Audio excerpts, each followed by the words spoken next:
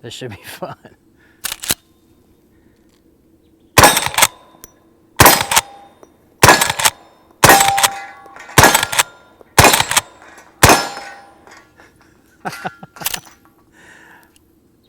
I gotta fix those so those drop. I nailed those. Let's try that again.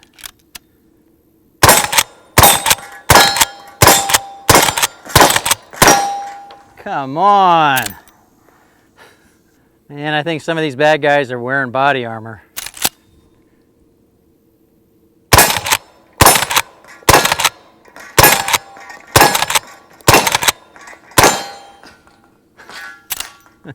Took my time and did all headshots, and that's what it took. Man, this runs like glass. Oh, these things are so much fun. How can you not like a lever gun? Hey, thanks for tuning in to Twang and Bang. When Henry Rifles offered me the chance to review their brand new big boy carbine, I chose the 357 Magnum version out of the different calibers that are available. And as you can see in that opening set of clips, why? Because it shoots 38 special. It makes it a very, very soft shooter, and it gives me a wide variety of ammunition to be able to shoot out of it. The carbine is a 16.5-inch barrel version of their very popular big boy. And I knew I was gonna have a lot of fun with its compact size because it's almost exactly the same overall length as this Golden Boy Youth lever action rimfire that they make. However, I wanted to make sure that it could cycle a variety of factory available ammunition before I recommended it to you. And that's what's coming up next on Twang and Bang.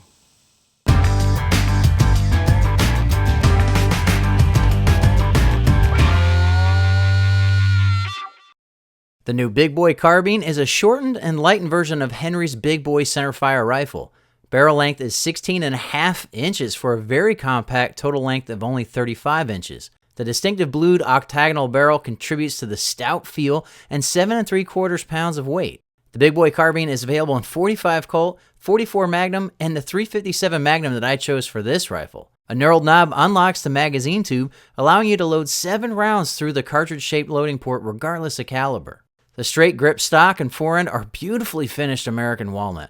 The receiver, barrel band, and butt plate are genuine brass, a trademark of Henry Rifles. This brass is designed to handle hard use, yet it easily polishes to a mirror finish with standard brass polish. The Big Boy Carbine comes standard with Henry's large loop lever. The loop works for any size hand, but is often appreciated by shooters with big hands or when wearing gloves. The receiver is drilled and tapped for a scope rail, but I think it manages to do so without detracting from the rifle's vintage look. A Marbles fully adjustable semi-buckhorn rear sight lines up with a brass beaded front to get you on target for a wide variety of loads. All Henry rifles are made entirely in the US and are backed by a generous lifetime warranty. All right, first try at a star target.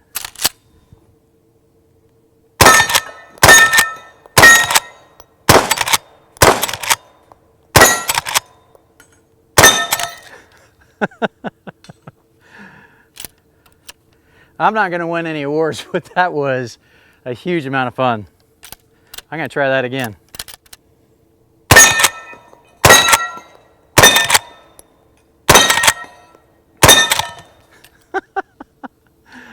Not fast, but I got him. Second try. Oh, that's fun.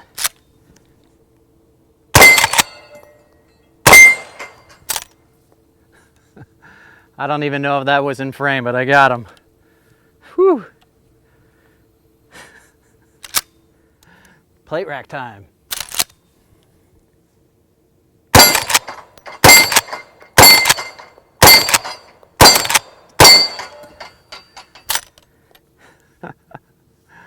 Sweet.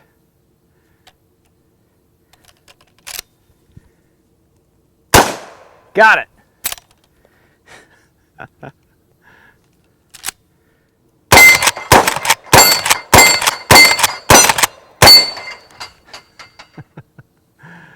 One miss, good recovery. Now we're going to try some 357 Magnum. This is American Eagle, 158 grain jacketed soft point.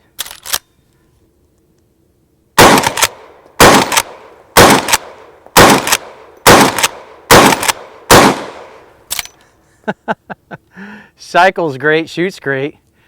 You can feel it a little bit more, but I'd hardly call that a kick with a gun like this.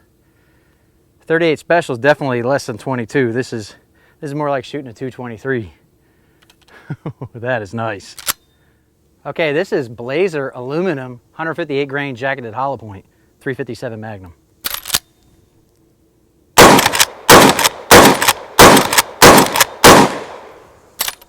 Oop, one more. Miscounted. I can't count to 7. I'll tell you, 357 Magnum shells eject better. It has nothing to do with the powder. I think it has to do with the longer case. Gets kicked out by the ejector a lot harder. They fling out more no matter how hard I cycle. 357 Magnum cycles better in this. Whew. I'm drenching with sweat. My camera just turned itself off because it said it got too hot. That's a bad sign. It's over 100 degrees on the range today. This is real self-defense territory. This is real hunting territory. It's 180 grain jacketed hollow point from Federal Ammunition.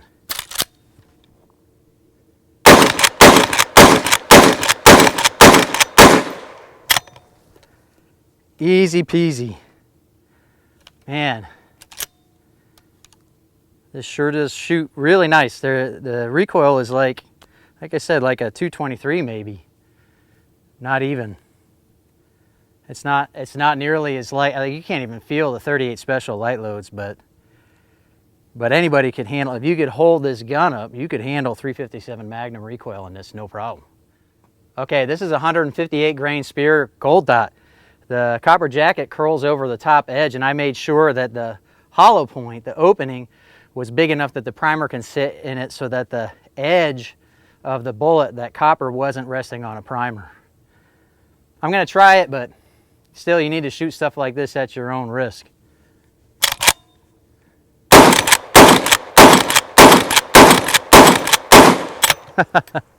That definitely had a little more oomph behind it than other stuff I shot, but still nothing. I'm reaching to say that this has some recoil to it. All right, grand finale time. This is Hornady Lever Revolution, 140 grain FTX. It's got a point to it to give it a better BC than a standard 357 Magnum jacketed hollow point, but it's made out of a springy polymer, so it's designed not to pop a primer in a lever gun. Let's see how it feels and cycles.